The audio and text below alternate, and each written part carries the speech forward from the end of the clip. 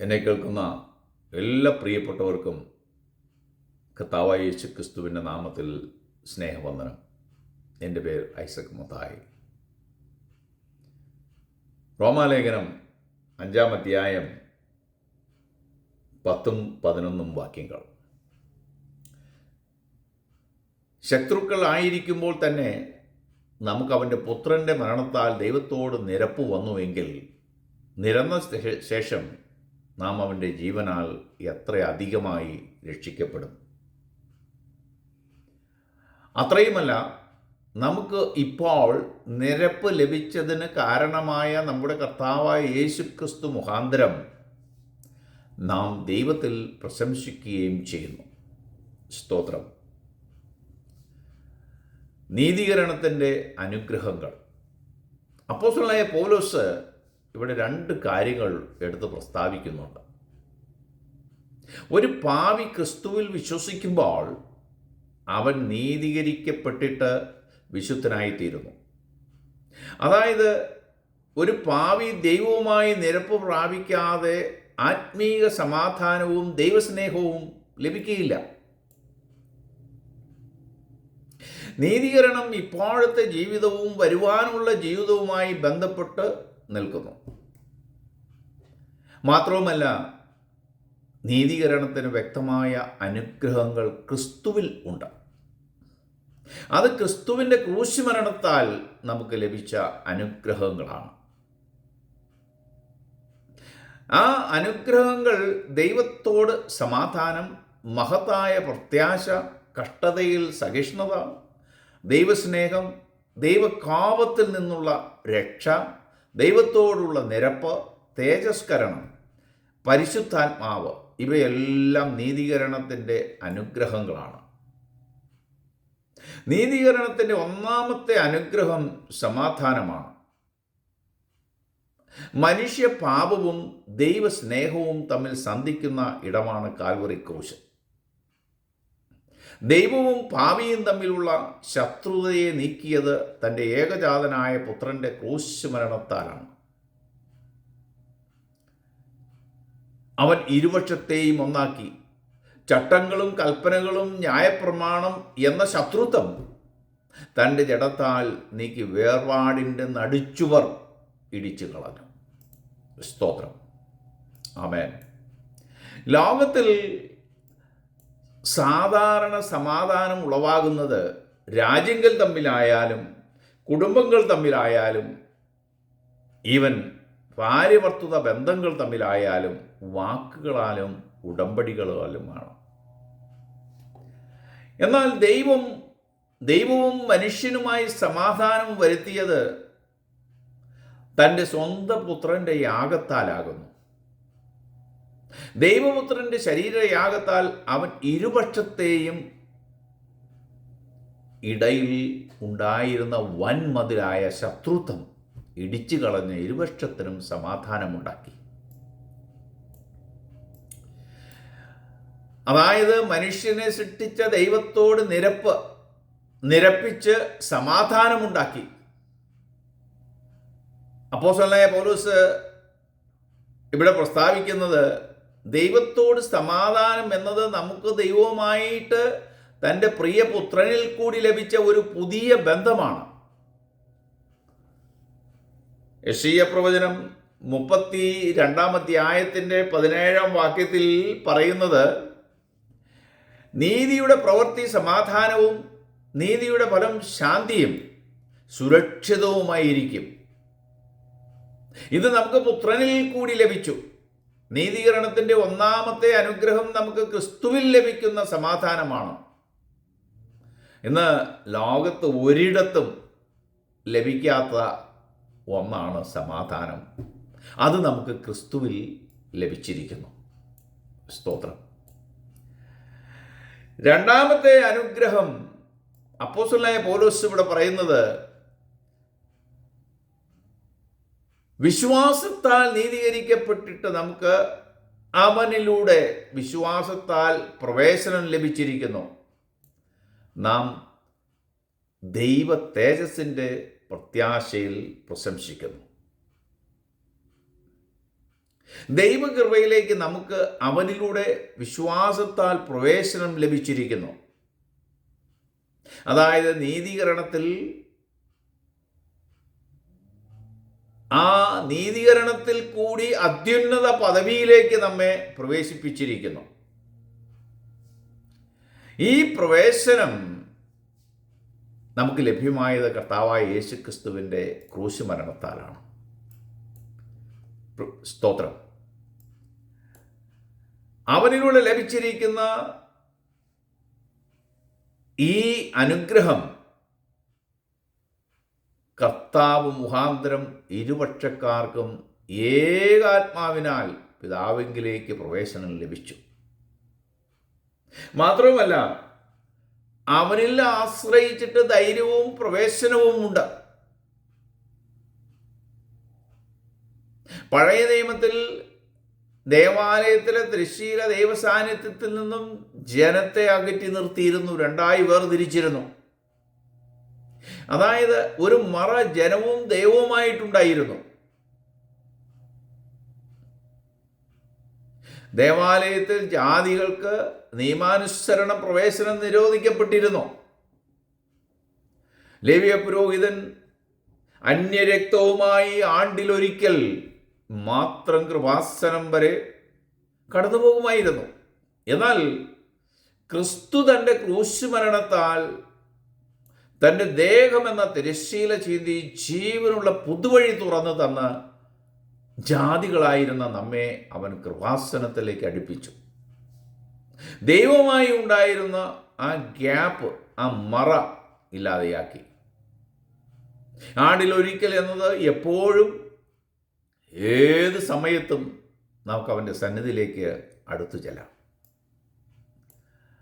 അപ്പോസ്തലനായ പൗലോസ് എബ്രായ ലേഖനം 10:19 പറയുന്നത്, അതുകൊണ്ട് സഹോദരന്മാരെ, തൻ്റെ ദേഹമെന്ന തിരശ്ശീല ചീന്തി നമുക്ക് അവൻ ഒരു പുതുവഴി തുറന്നു തന്നിരിക്കുന്നു. അതായത് തൻ്റെ രക്തത്താൽ വിശുദ്ധ മന്ദിരത്തിലേക്ക് പ്രവേശനം ലഭിച്ചിരിക്കുന്നു. നീതീകരണത്തിൻ്റെ രണ്ടാമത്തെ അനുഗ്രഹം ദൈവം നമ്മെ കൃപാസനത്തിലേക്ക് ഫ്രീ ആയി പ്രവേശനം നൽകി എന്നതാണ്. നാം ദൈവ തേജസ്സിൻ്റെ പ്രത്യാശയിൽ പ്രശംസിക്കുന്നു. ദൈവത്തോടുള്ള സമാധാനം എന്നത് കഴിഞ്ഞകാല ജീവിതത്തിന് പൂർണ്ണ പരിഹാരമാണ്. കഴിഞ്ഞകാല പാപത്തിന് ഇനി ദൈവം നമ്മെ കണക്കിടുകയില്ല. ഇനി ദൈവം കഴിഞ്ഞകാല പാപങ്ങൾ നമുക്കെതിരായി ഓർക്കുകയില്ല. അവയെല്ലാം തൻ്റെ പുത്രന്റെ രക്തത്താൽ കഴുകി ശുദ്ധമാക്കിയിരിക്കുന്നു. അതായത് അവൻ വെളിച്ചത്തിൽ ഇരിക്കുന്നത് പോലെ തന്നെ നാം വെളിച്ചത്തിൽ നടക്കുന്നു എങ്കിൽ നമുക്ക് തമ്മിൽ കൂട്ടായ്മയുണ്ട്. തൻ്റെ പുത്രനായ യേശുവിൻ്റെ രക്തം സകല പാപവും പോക്കി നമ്മെ ശുദ്ധീകരിക്കുന്നു. ദൈവത്തിലേക്കുള്ള പ്രവേശനം ഇപ്പോൾ നമുക്ക് ലഭിച്ചുമിരിക്കുന്നു. എന്നാൽ ദൈവതേജസ്സിൻ്റെ പ്രത്യക്ഷതയ്ക്കായുള്ള പ്രത്യാശ നമ്മുടെ ഭാവിയെ സംബന്ധിക്കുന്നതാണ്. ഈ പ്രത്യാശ നമ്മെ സന്തോഷപൂർണരും പ്രശംസയുള്ളവരുമാക്കി തീർക്കുന്നു.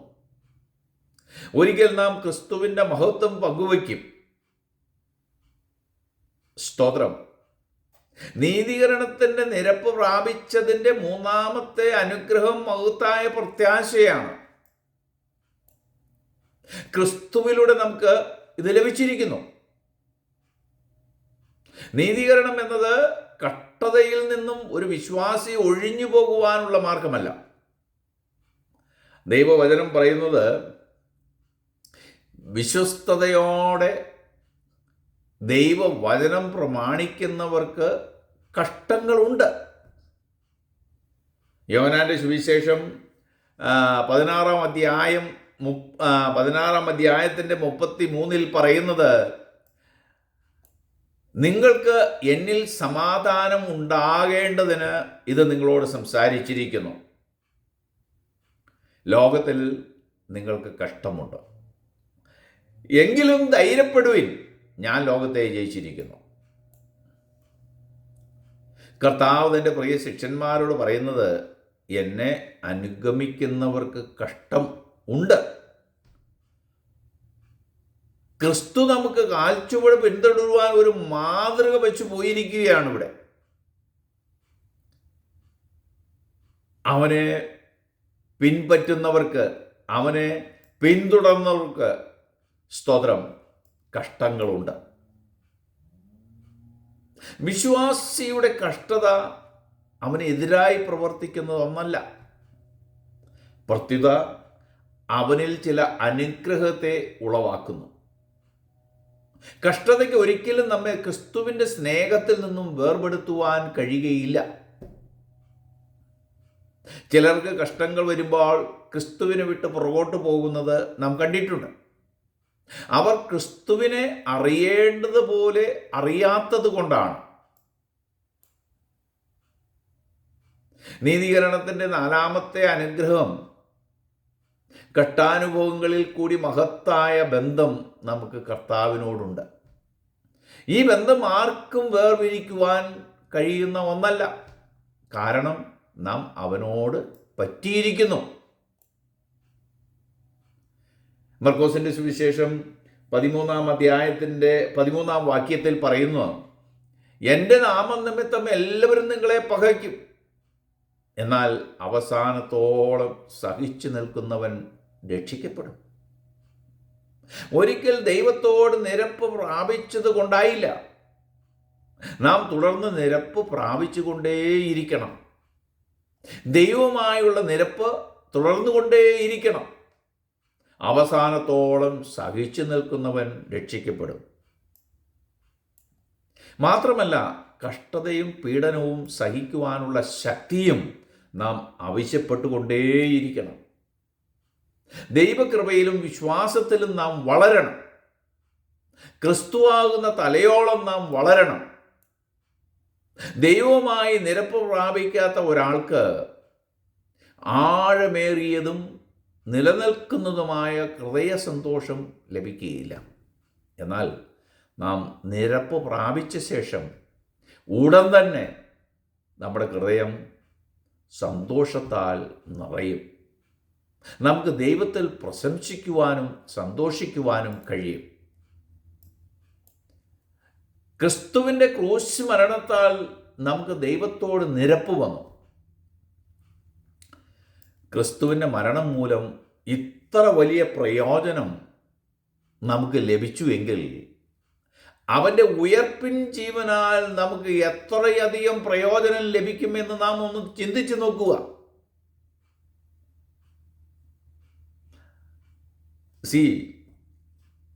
രണ്ട് വിധത്തിലുള്ള കഷ്ടതയുണ്ട്.